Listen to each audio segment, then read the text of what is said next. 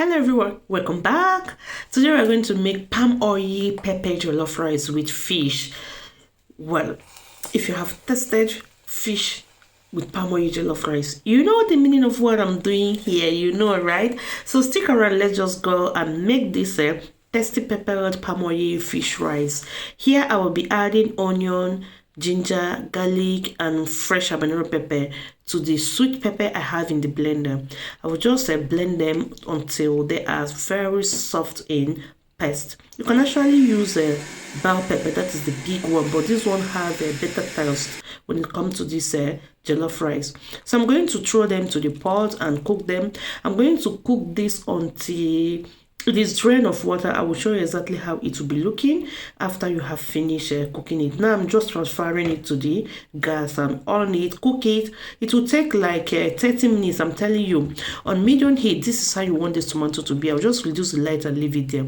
I'm blending onion, tomato, pepper, garlic, and ginger, and this I'll be using it to cook the fish. I like using tomatoes when it comes to cooking fish and beef, any beef or chicken these days. I notice that it gives us a very nice taste. So I'm adding just one plump of tomato into the pepper, garlic, onion, and ginger. Blend them together. I just added salt, curry, thyme, and seasoning cube. I'll just stir them and pour the water that I used to rinse the blender inside it. Cook it for like 5 to 7 minutes and transfer it to the air fryer and allow it to grill to the texture that you want it to be.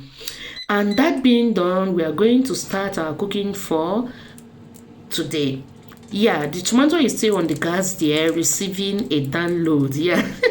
I just added about 200 palm oil. When I'm talking about palm oil, if you use good palm oil to cook your food, you would definitely like the meal. So that's the tomato. It's chilling, waiting for its time to dive in. So I just cooked the oil until it bleached.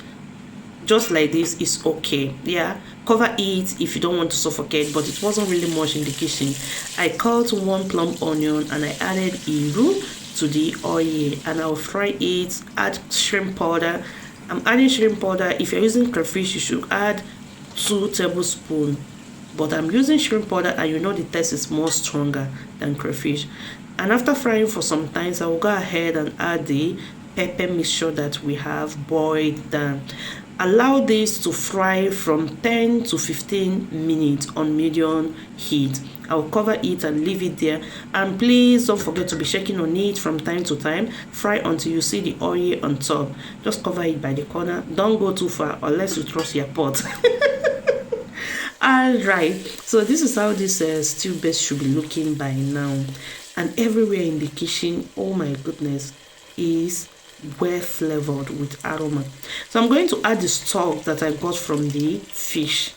Pour it in there. Add crayfish, add salt, add other things you need to add now, but this is just it. I didn't go ahead to add any more curry and thyme because it is not the star of this meal. This is palm oil rice, which is supposed to be tasting native, not English as in curry thyme. No, we don't need it much. So we just use it to season the fish. So I'll go ahead and add onions more. If you are onions lover, go ahead and add as much as you love. I'll go ahead and wash my pre-cooked rice. It's already pre-cooked. I'm not using basmati. If you have any rice of your choice, you can use it. Yeah, so I'm going to stir it to combine very well. And next, I will pour water to the level of the rice. Please don't pour too much water so that it will be floating. Just to the level of that rice is okay. Clean up and use your pepper and cover it or your foil. Allow it to steam on low heat. Yes, until your rice is cooked. I'm not going to tell you how long you're going to cook it because you should know the texture of your rice. So I'm just going to take them out. Since the first water have dried up, I'll go ahead and place the fish on top of it and stir it. You need to stir it in because you want your fish to get that rice in them, as in on top of them. If it's just one, I don't really like it. So if you want your fish to be just one without adding it in the rice, you can just put it in the stew and allow them to coat themselves into the stew. So I'll just stir it around, cover it for like 10 minutes on medium heat or low heat, and this rice is as good as ready. So if you try this recipe, bon appetit. I hope you enjoy it. But as for me, this is how I want this rice to be. So I'll cover it because it's not actually all done. Just allow it to heat there, and this is it. The rice is ready. Thank you so much for watching. I hope you enjoy it. See you in my next one. Bye.